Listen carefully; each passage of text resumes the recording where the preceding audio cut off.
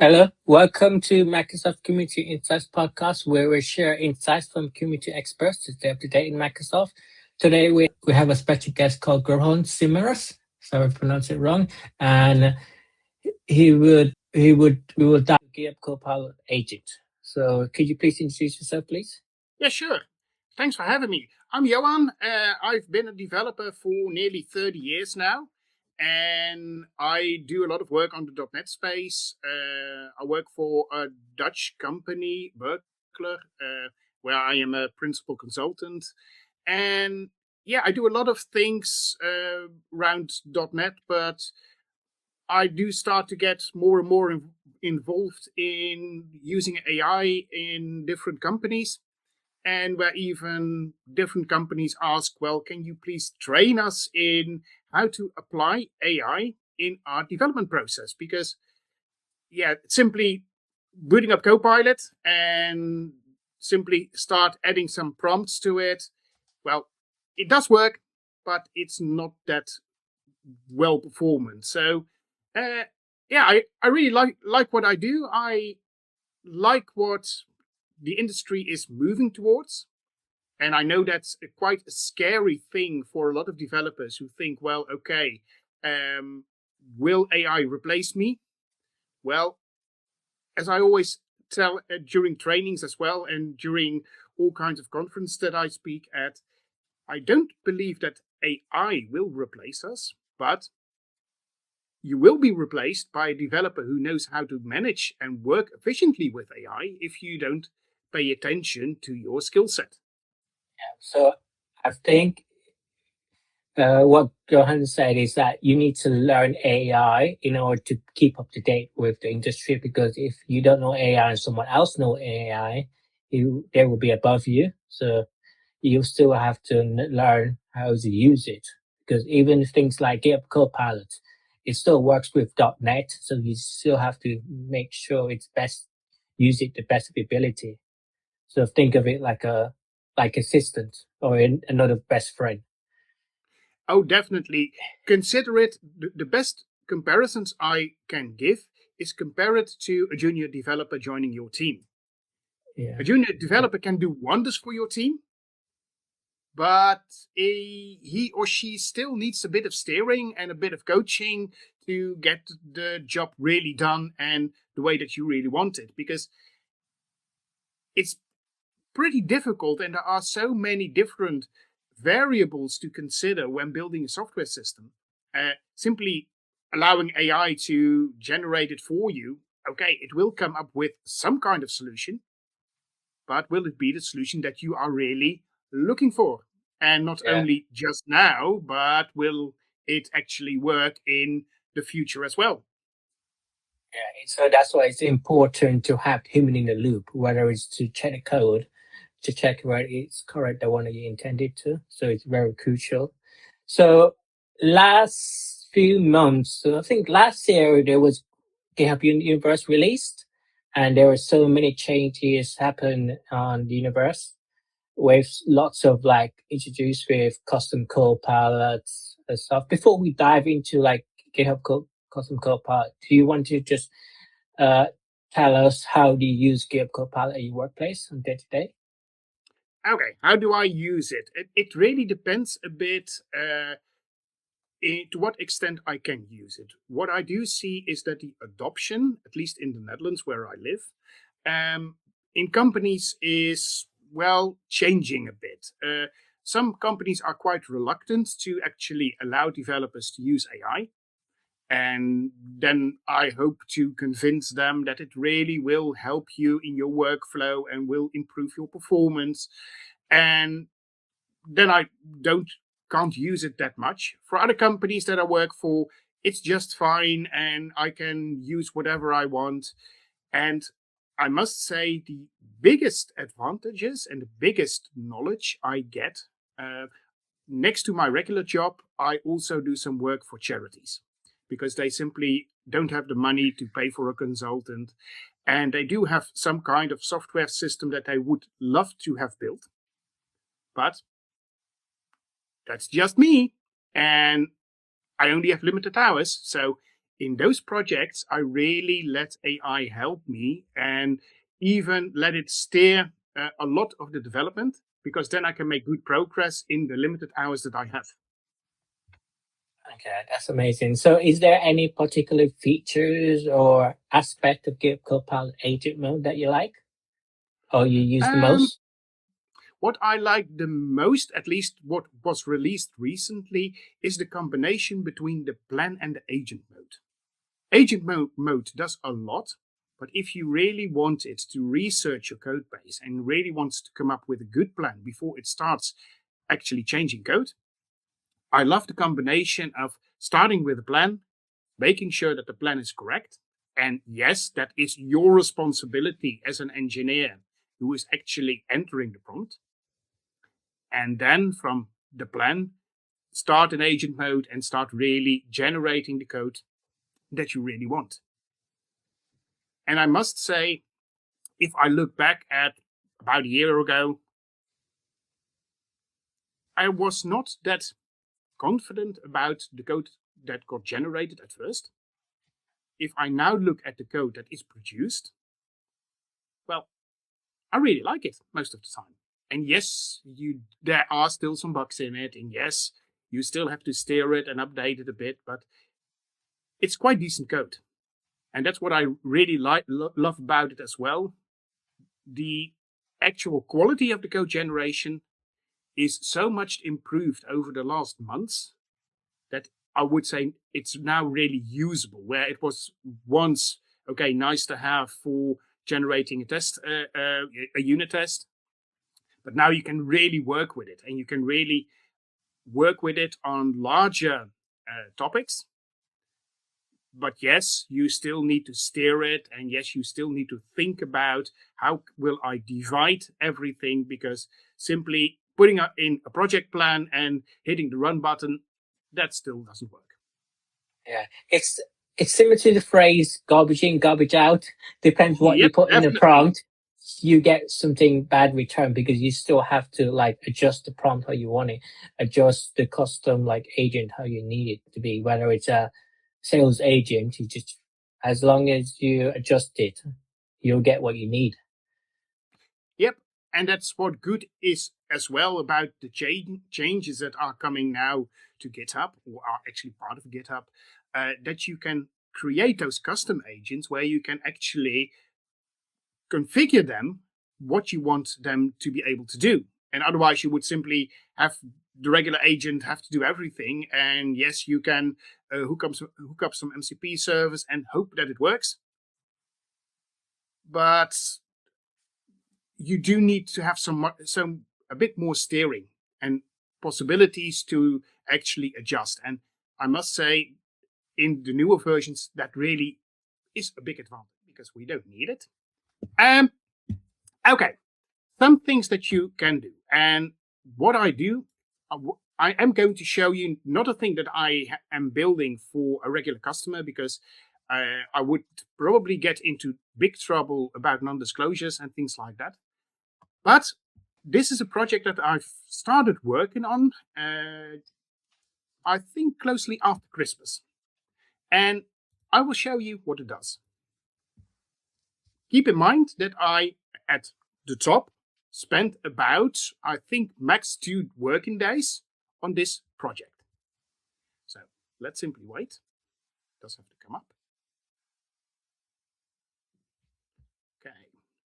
And this is one of the applications that I'm building for a charity, because I'm not quite sure what the situation will be across the world, but the medical teams in the Netherlands are trained with training actors. And training actors, you will have to give them, ask an assignment, so simply put up a planning and assign people to it.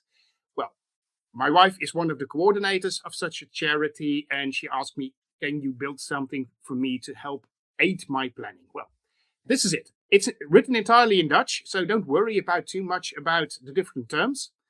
But what you can see here is I do have a dashboard with the assignments that are coming up. I can see the assignments themselves with different layouts. I can even use a calendar layout. I have the ability to show my staff. I can see my customers. I even have some overview about how many hours each person put in. And I have an approval flow for the users because you work with employees and we don't have that much of a system. We don't have Entra ID, for instance. So what we have is this system, and people can simply say, well, I want to register for it, but the admin does have to approve because I don't want just a person from the internet asking and getting access to the system. Okay. So this is, I think, about 95% built using GitHub Copilot Agent. Okay. Shut it down. And what I want you to show, because there are some very nice things that we can show in this entire application. Well, I'm going to stop this one. And I'm not going to talk about the regular agent and the regular plan because I think that most people do know how to use them. The regular agent is quite nice, but if we go over some improvements, the regular agent really helps me if I want to do a thing during my working moments and I can work on one topic at the same time. That's quite nice. It's not always what I want. So there is now a thing called a background agent. And I can simply push it and say, well, okay, I want you to start working on a certain task. And let's simply finish it. And then I can review it. This is quite similar to like daemon set. Just work something in the background while you're working on something else. Yeah. Cool. Yep. Never knew that exists. Nice. And I don't want to show you it in real time because that will take quite some time. But what I did at the end of the afternoon, I kicked off an agent. And what I said, I gave it a prompt. And what I did simply said, well, okay, I want the application's UI to be in English as well. And the user must be able to switch. And I want the settings to be, and that should be in the header. And I only want certain pages to be translated. And code should be left untouched. Well, I left it running. And I left it running, and I left it running, and I left it running. And in the end, it did produce some output. Still didn't work entirely, but then again, this took me about half an hour in the background. And there's no way that I can do the same amount of work if I go for my normal working hours. Then I wouldn't have to realize this. One experience that I do have with this one, normally, if you are using agents, you do have to confirm that they have to execute certain commands. And if you really want to get the best out of the background agents, you do have to make the decision, will I allow certain commands to be run out automatically? Or do I still want to hit that, yes, you can do this button? Because that will slow the agent down. So you do really have to make sure that you are quite aware of what the agent can do and that you trust the agent, because let's be honest, if I write an agent and that will simply say, remove every document from your documents folder, and I say, well, okay, you can do that and you don't have to ask it me again, yeah, then it will be able to delete all those files from your documents folder. And you don't want the agent to do that. So you do have to make a decision, what am I comfortable with that the agent can do in the background? Okay. Did you have to use any like custom Copilot or custom agent, or you could or whether it's instruction.txt instruction file or agent.md to structure this application? How you want it? What I did do, and I would always recommend that, is put in a Copilot instructions file. And if you can see, there's a general description of what this application should do. There are some guidelines for the design. There's some features, coding standards. Very important. What kind of commands can the agent use? Well, this is built around a CQRS architecture. So there's some information there. And the good part is 90% of this instructions file has been generated with GitHub Copilot. Nice. Because I thought, well, okay, this is what I want to do. And I simply said, well, okay, I already have some classes in my workspace that comply with what I want. So it does have some examples. I said, well, based on those examples, generate the instructions file. And in a few minutes, I had quite an elaborate instructions file. And if you look at it, what would it be? I think about 500 lines of code or even more. Well, yeah, 640. Only 5 minutes of work. Okay. And it really benefits the code gen that Copilot will do during all the other things. Okay. So the instructions file helps you. The parallel instructions help you. There are some other things that I want to show you. Because this is my GitHub repo for this project. And what you can do, and what is quite nice, you can do this in code as well, but I will show you this in the GitHub interface. I could simply create a new issue and describe it and put in acceptance criteria. And if I can say where to who do I want to assign it, I want to assign it to Copilot. Yeah. And then I can simply hit create and forget about it. Well, I did this in advance as well, because what I did, there was still a thing going on. There was a bug that staff members and customers were shown on the staff page.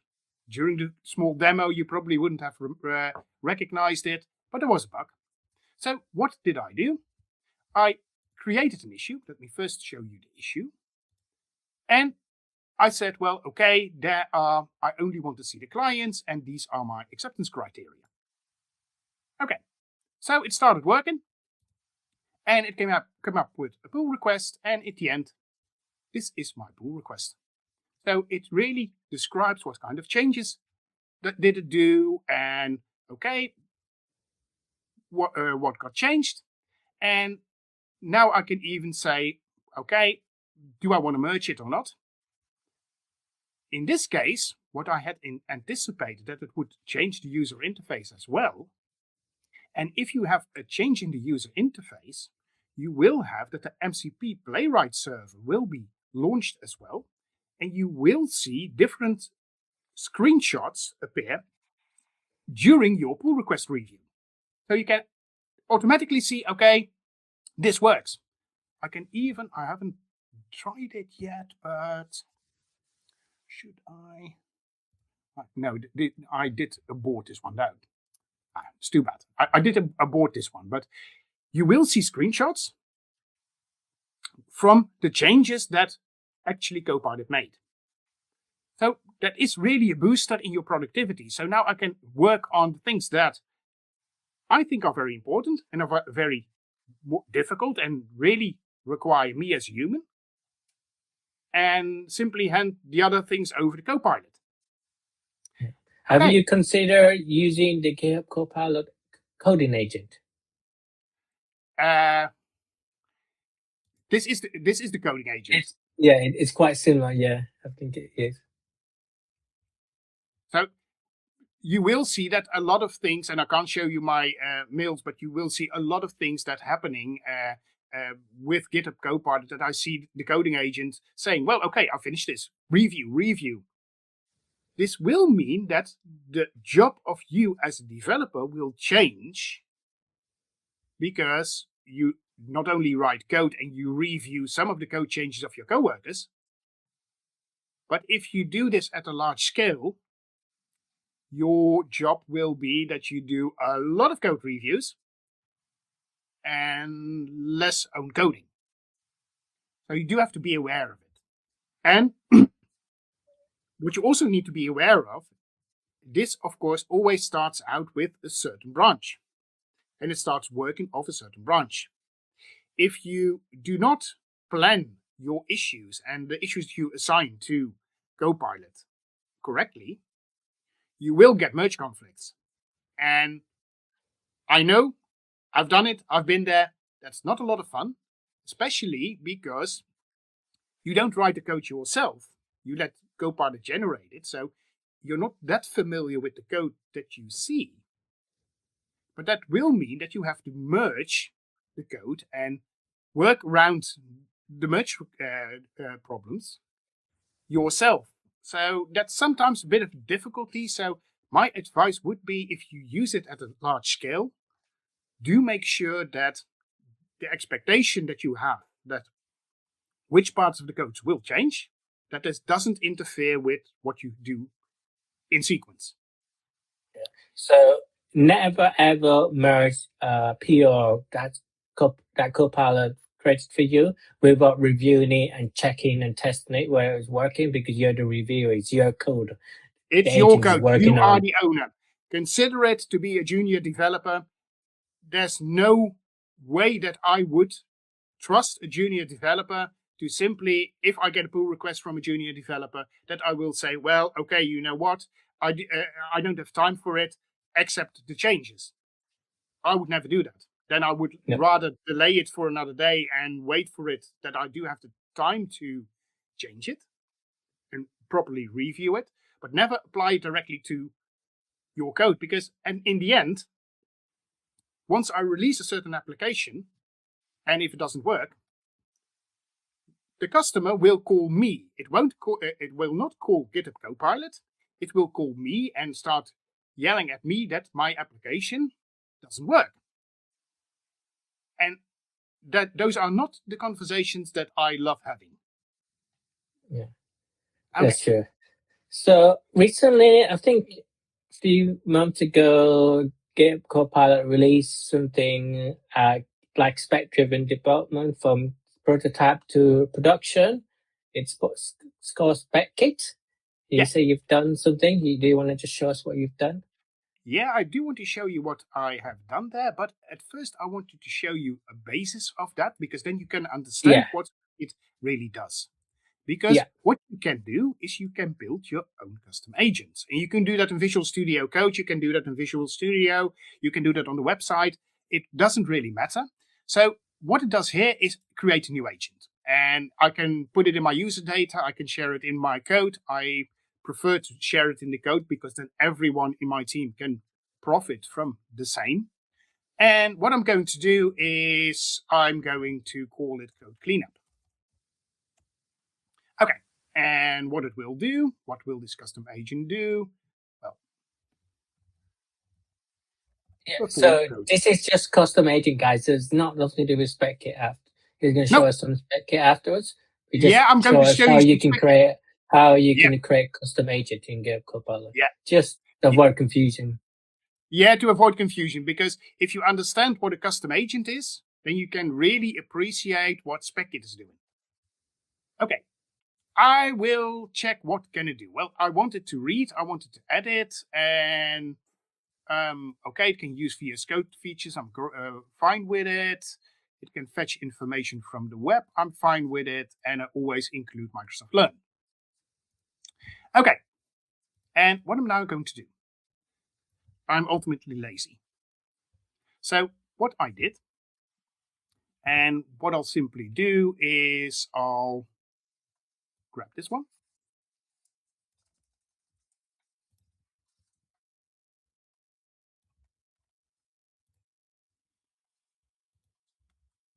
And I don't even need agent mode for it. I can simply put in this one. I can even put it simply in edit mode. I'll stick with agent mode. Okay. And what I say is I do want a prompt to be generated. Okay. So what I want to have a custom agent that will help me perform code cleanup. So remove unused variables, sort things, all that stuff. that normally works great from an IDE and which you can do in Visual Studio Code as well, but with a lot of things that I need to do on my own. And I don't want that. I'm lazy, so I really want a Copilot to a custom agent to be able to do that. So it's going to think a bit. This is going to take a few minutes.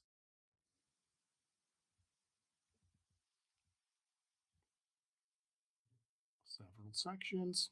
This is always the downside of displaying or demoing AI stuff real time. You never know how long it will take and if you will get a timeout.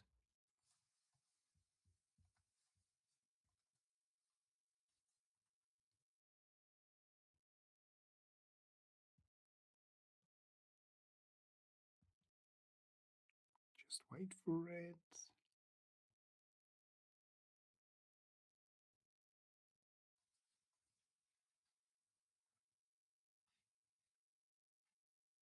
That's the downside of doing this in real time. Normally, what I do and what I will show you for SpecKit is I re-record this and then I'll simply advance the time a bit because otherwise you do have to wait a long time.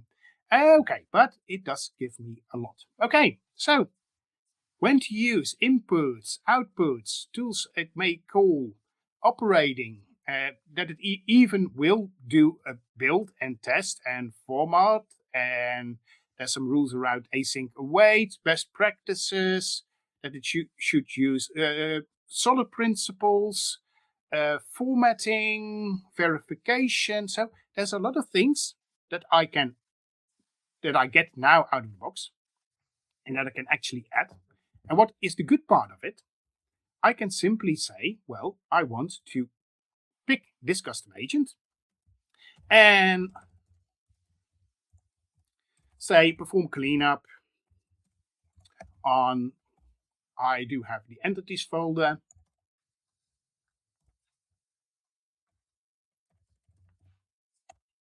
Okay. And now it will use my custom agent with all the customizations that I have made to simply check my code and fix it if there are any code violations. Doing this in a regular agent and specifying all the things that I need, yes, you can do that. Yes, you can use custom instructions files, but this is a lot easier to do, especially because I can steer what kind of tools I want the agent to be able to use. So we'll simply let this run because it will check no problems found. That's what I thought it would do. Entities is quite clean at the moment. But what I want to show you, what if you can take this one step further? Well, and that's why I wanted to show you SpecKit. SpecKit is still in preview, and the difficult thing in using AI is always prompting. How to write a good prompt. Because, let's be honest, what we want is we want to specify what the application should do. Well, let's simply view what will happen. SpecKit will come in a number of different phases. The first one, you do have to initialize it.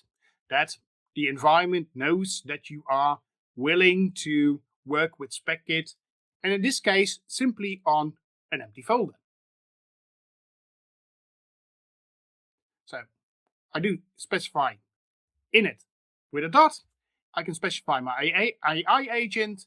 It will generate some information already, and you will see the .specify folder that appears. Okay. Now you do have to define your constitution, your coding, your project principle. So everything that applies to the project as a whole, not specific individual components, but for the project as a whole. And in this case, I simply specified 1 C#10, a clean coding, CQRS, a test-driven development approach. And what it will do is then generate those things in Markdown. And after that, you can start specifying. So I can start specifying what I want. So what I simply said I want, in this case, I want to have a to-do app. Oh, and then it will start generating a lot of things again. And just wait for it. Because it will. This is all enhanced with about 10 times. If you have your specification, you can ask SpecKit to clarify, so it will analyze the specifications and ask questions of the things that are not apparent to SpecKit. And you will see it came up with 5 questions. How do you want things, simple things to do, which you normally would love a developer to ask to the client. Based on the specifications, it will start creating a plan. And because that it's all recorded in Markdown, if you have a session break, it's not a problem. You can simply return to where you were and simply continue from that point onward. So it's still generating.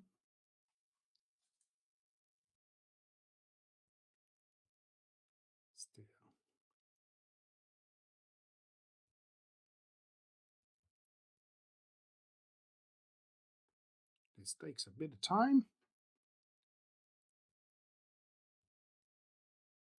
And for your indication, this entire process took around 40 minutes.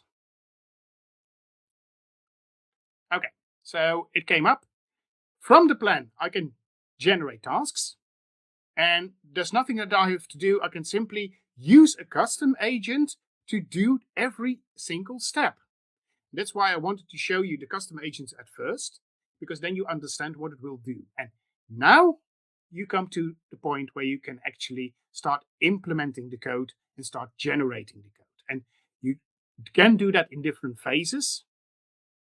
And you will see that from time to time, it will simply say, okay, I have come up with a certain solution, and now I want you to start testing it and doing to verify that it works. You could even enhance this, but I'm not quite sure if SpecKit can do this at the moment. Enhance it with, for instance, Playwright to do that automatically for you, because that's what you have with the agent, the code agent that is running in GitHub on the server. It will actually use Playwright to verify if it really does work. Well, my first to-do list. Only after, I guess, about 10 minutes. And it will show it again in the local browser. Okay, so for those who want to learn about SpecKit, GitHub a repo. So if you type SpecKit on Google, it'll come up with the repo. Yeah, and then it you will can come up with just the learn repo. about. Yeah, and give you some guide to just learn it. Yeah, and there are some very good videos as well. Of course, I show you now this for using it on a new project. There's also videos about from the team how to apply it from an existing project, because let's be honest, a lot of us don't work on greenfield software anyway. So you do have your existing software, and they even have some guidance how you can apply it in your existing software. What I did, because you will see that the video paused, I did pause it on purpose. There is one downside of SpecKit. If you, of course, look at the premium requests that you have, it will use a lot of premium requests. So therefore, I stopped it at a certain point where I thought, well, okay, you came quite somewhere that you can actually see what kind of interface that thing can do and build automatically without burning all my premium requests, because they will only get renewed by in February 1st, so I do have to have some premium requests left to do my production work. But this really is quite a nice thing to keep in mind. This is preview. I can't tell you what will happen. It's still a Microsoft product. It might get cancelled. It might be evolving into a release.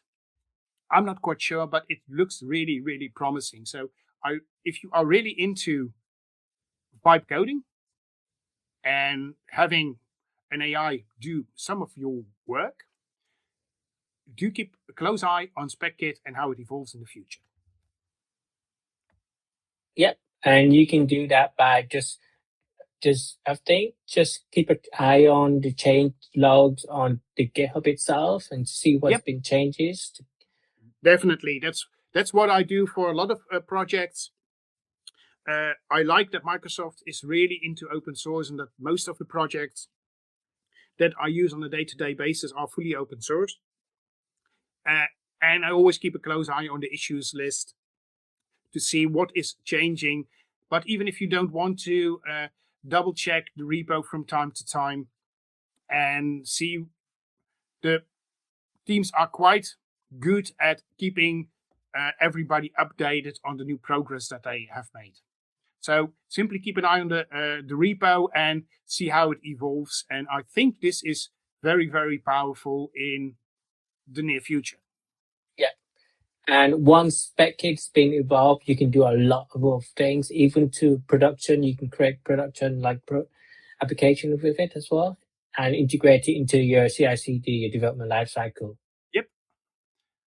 So this really could help you a lot with at least part of the applications that you have to write. And then you will get the situation where people were talking about years and years and years ago when I was, well, I won't say when I first joined the industry, but there have always been developments where you can actually specify what the user wants and have systems being generated. Well, I think if I now look at the status of AI and look at things like SpecKit, that can come true to at least for some portion of the applications. There will always be parts of applications that you will have to work on your own to make sure that they comply with everything that you want. But a lot of simple applications, things like SpecKit, can really do wonders. Yeah, that's amazing. So, is there any last words that people for people that don't know about SpecKit or GitHub Copilot that you want to tell them? The best advice I would give you, simply start experimenting with it. You can get a free version of GitHub Copilot. And no, you can't do everything that I showed you with it because you do need a premium version license for that. But please be kind to yourself and please start investigating in how can I apply AI in my day-to-day job. Because, just to repeat myself, you will not be replaced by AI entirely, but you will be replaced by a developer who knows how to use AI in the future if you don't keep up to date. So that would be my call to action.